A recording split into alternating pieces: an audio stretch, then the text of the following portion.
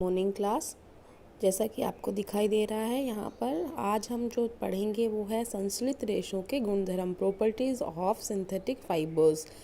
तो synthetic fibres होते हैं नेचुरल फाइबर्स के कंपैरिजन में बहुत अधिक ज़्यादा लोकप्रिय बन गए हैं, क्योंकि उनके अंदर जो प्रॉपर्टीज़ हैं वो बहुत अद्भुत हैं। तो सबसे पहली क्या प्रॉपर्टी है कि वो एज़ कंपैरिजन टू नेचुरल प्राकृतिक फाइबर्स के वो बहुत जल्दी सूखते हैं, बहुत अधिक ज़्यादा दिनों तक वो काम में आते हैं, ड्यूरेबल होते हैं और कम महंगे होते हैं। बिकॉज़ वो जो नेचुरल वाले होते हैं वो ज़्यादा महंगे होते हैं। जैसा कि आप यहाँ पे देख पा रहे हो, मैं जहाँ पर टैप कर रही हूँ, ये शीघ्र सूखते हैं, अधिक चलाऊ होते हैं। चलाऊ का मतलब होता है कई दिनों तक काम में लाए जा सकते हैं, कम महंगे होते हैं, आसानी से उपलब्ध हो जाते हैं। नॉर्मल जो दुकानों पे कपड़े होते हैं वो ज़्यादातर सिंथेटिक फाइबर्स के होते हैं। जो नेचुरल अगर आपको चाहिए होता है तो फिर आपको प्रॉपर उस जगह से मिलते हैं, या वो थोड़े बहुत महंगे भी बहुत ज़्यादा होते हैं अगर उनके पास भी मिल जाते हैं तो। और रख रखाव में आप उनको आराम से रख सकते हो, उनके लिए कोई स्पेशल टेक केयर करने की ज़रूरत नहीं होती है। तो ये जो प्रॉपर्टी थी, ये जो मैं आप टिक कर रही हूँ, ये सारी प्रॉपर्टी हो गई इनकी सिंथेटिक फाइबर्स की, संश्लित रेशों की, जिसकी वजह से ये पता चलता है कि प्राकृतिक रेशों के कंपैरिजन में जो संश्लित रेशे होते हैं वो ज़्यादा अच्छे होते हैं, क्योंकि वो बहुत ज़्यादा दिनों तक चलते हैं, उनका मूल्य भी कम होता है, रख रखाव ज़्यादा नहीं करना पड़ता और वो महंगे भी नहीं होते। आज हम नया टॉपिक शुरू करेंगे जो है प्लास्टिक। आपने प्लास्टिक की बहुत सारी चीज़ें देखी होंगी, बहुत ज़्यादा उपयोग आजकल प्लास्टिक का होता है। आपके घर में आप वो अपने बाथरूम में देखें, किचन में देखें, कहीं पर भी देखिए आपको प्लास्टिक की चीज़ें कहीं ना कहीं दिखाई दे ही जाएंगी। तो प्लास्टिक एक तरीके से क्या होता है? प्लास्टिक, जैसे आपने अभी संश्लित रेशे पढ़े थे, प्लास्टिक भी एक टाइप का पॉलीमर है।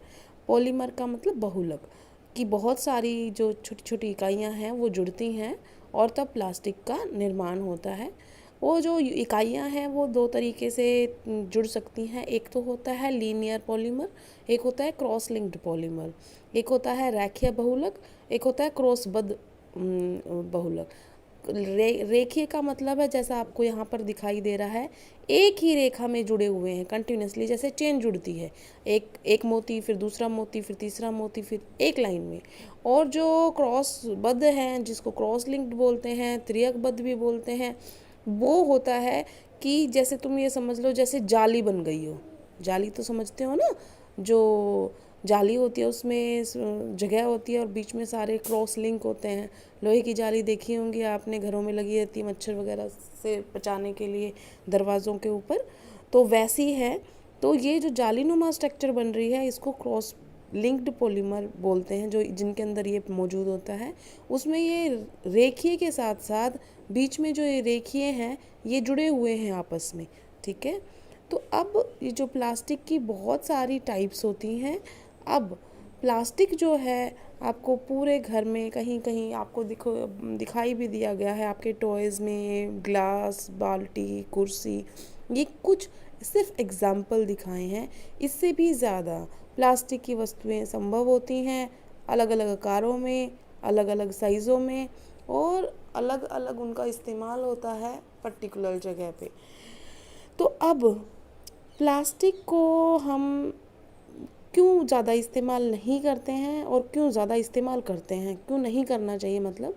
सबसे पहले तो ज़्यादा इस्तेमाल इसलिए होता है कि ड्यूरेबल बहुत होता है, हल्का बहुत होता है, और दूसरा क्या होता है कि आसानी से इसको जो सांचे में ढाल देते हैं, जो जिसमें भी बदलना हो उसे, और इसे इसको फिर से आकार दे सकते हैं। प्लास्टिक का फिर से रीयूज़ भी किया जा सकता है। आपने देखा भी होगा कि जो कबाड़ी वाला होता है, आपकी मदर जो होती है वो प्लास्टिक का सामान इकट्ठा करके रखती है और फिर उसे कबाड़ी वाले को दे देती है। कबाड़ी वाला और आगे बड़े वाले को देता है और फिर उसके बाद वो रिसाइकलिंग कंपनी में भेज दिया जाता है। तो इसका मतलब इनको दोबारा से प्लास्टिक को हम रीयूज़ कर सकते हैं, लेकिन बेटा हर प्लास्टिक को हम रीयूज़ नहीं कर सकते, ठीक है। सारे प्लास्टिक जो होते हैं वो रीयूजेबल नहीं होते हैं, उनको बार बार हम यूज़ नहीं कर सकते हैं।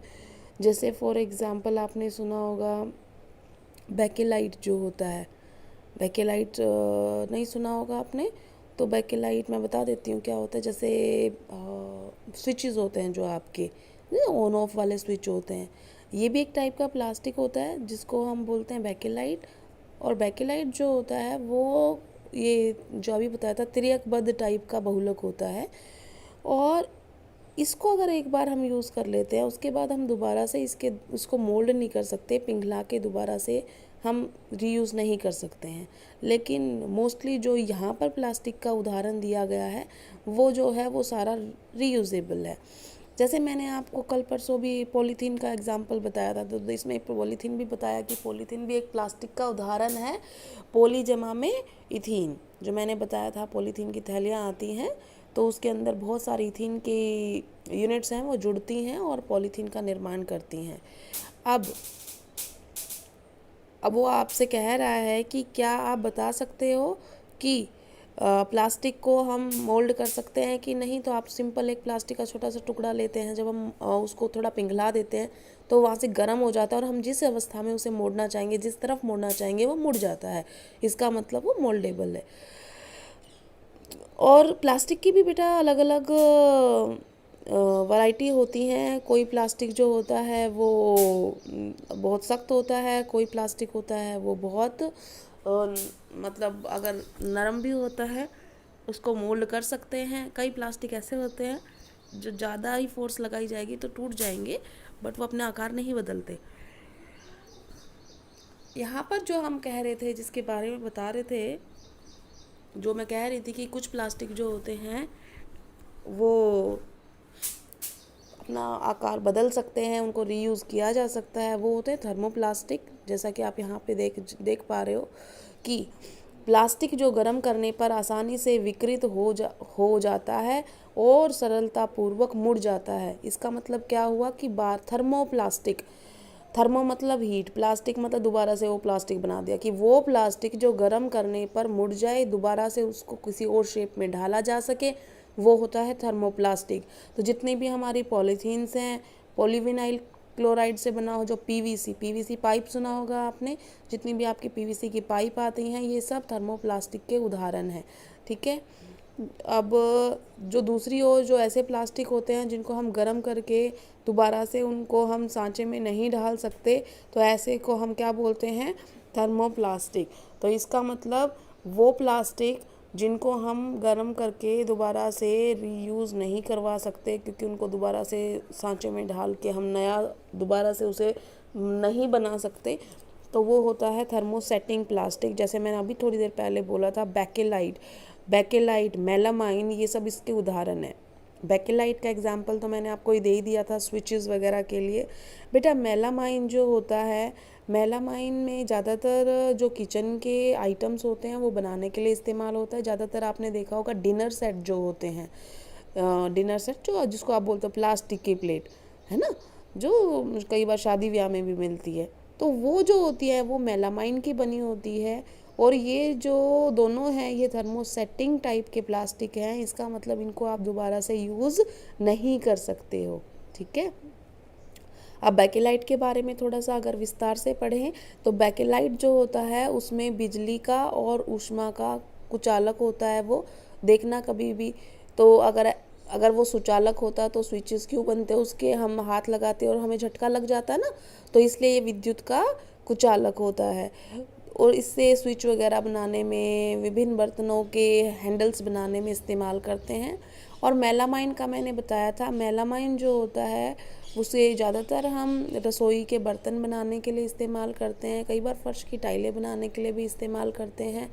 और ये जो है होता है ये आग का प्रतिरोधक है। इसका मतलब आग जब होती है तो ये ज़्यादा उसके ऊपर एक तरीके से ये नहीं है कि आग लग जाएगी उसको, आग का प्रतिरोधक है। ठीक है ना।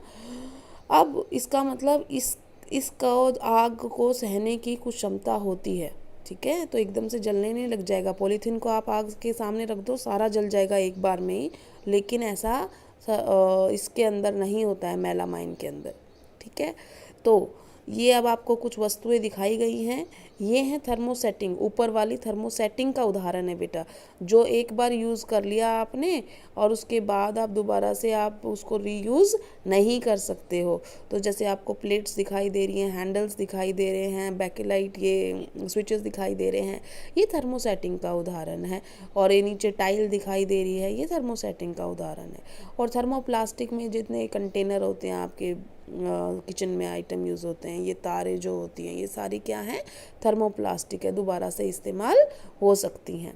तो आज आपको पता चल गया प्लास्टिक दो प्रकार का होता है, एक को रीयूज़ कर सकते हैं दोबारा से हीट करके, उसको नया बना सकते हैं, दूसरे को नहीं बना सकते हैं।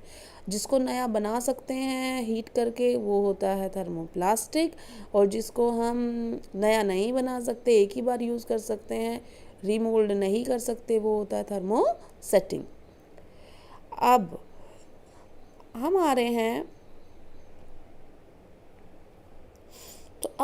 रहे हैं कि प्लास्टिक जो है वो इतना इस्तेमाल क्यों होता है। तो वो इसलिए क्योंकि इसके अंदर जो गुण है ना वो बहुत अलग हैं। अब कैसे अलग हैं वो बात करते हैं। सबसे पहले प्लास्टिक जो होता है वो अनरिएक्टिव होता है, अनअभिक्रियाशील होता है। अनअभिक्रियाशील का मतलब क्या है, जैसे आप पानी में रख दो प्लास्टिक को, कुछ होगा प्लास्टिक को, नहीं होगा। और लोहे को अगर पानी में रख दे तो जंग लग जाएगा, है ना। तो इसका मतलब जो प्लास्टिक होता है वो अनअभिक्रियाशील होता है, जल और वायु से अभिक्रिया नहीं करता, तो वो कई दिनों तक उसकी चीज़ें इस्तेमाल की जा सकती हैं। दूसरा जो होता है, प्लास्टिक बहुत हल्का होता है। अब लोहे का बर्तन उठाओ, आप किसी और धातु का उठाओ और प्लास्टिक को उठाओ, कौन सा आसान लगेगा? ऑफ कोर्स प्लास्टिक का लगेगा। प्रबल मतलब मजबूत भी होता है, और चिरस्थायी का मतलब है कई दिनों तक आप उसको इस्तेमाल कर सकते हैं, ठीक है। उसके बाद ये जो प्लास्टिक का इतनी प्रॉपर्टी पड़ी, उसमें से हम अगली प्रॉपर्टी पे आते हैं। प्लास्टिक जो होता है वो कुचालक होता है। ज़्यादातर आपने ध्यान से देखा होगा अगर, तो जितनी भी तारे वगैरह होती है उनके ऊपर कवरिंग होती है वो प्लास्टिक की ही होती है। अभी थोड़ी देर पहले एग्जाम्पल भी आपने पढ़ा था थर्मोप्लास्टिक के अंदर इसका। तो प्लास्टिक जो होती है ऊष्मा और विद्युत का कुचालक होता है, इसलिए बिजली के तार जो होते हैं प्लास्टिक से ढके होते हैं। और जितने भी खाना बनाने वाले बर्तन होते हैं, देखना लोहे की कढ़ाई होगी, उसके ऊपर हैंडल लगा होता है, प्लास्टिक का लगा होता है। या आपकी पतीली होती है, चाय की पतीली, उसका जो हैंडल होता है उसके ऊपर प्लास्टिक लगा होता है। ये सब किस लिए है? क्योंकि उस पर ऊष्मा का इफेक्ट नहीं पड़ता। अगर हैंडल टूट जाए और वो सिर्फ लोहे की डंडी पड़ जाए, या सिल्वर या एल्युमिनियम जो भी आपका बर्तन है जिससे बना हुआ है, अगर आप उसको हाथ लगाओगे तो आपका हाथ जल जाएगा। इसीलिए फिर कपड़ा वगैरह इस्तेमाल करते हैं। लेकिन अगर प्लास्टिक है तो आपको कुछ लगाने की ज़रूरत नहीं होती, ठीक है। तो ये जो हैं प्लास्टिक के आज हमने गुण पढ़ लिए हैं, जिसकी वजह से वो इतना अच्छा ज़्यादा उपयोग में किया जाता है, ठीक है। आज के लिए इतना ही बेटा। कुछ डाउट हो तो आप मुझे फ़ोन करके बता सकते हो, या मैसेज कर दो, मैं फ़ोन कर लूँगी, ठीक है। Thank you class.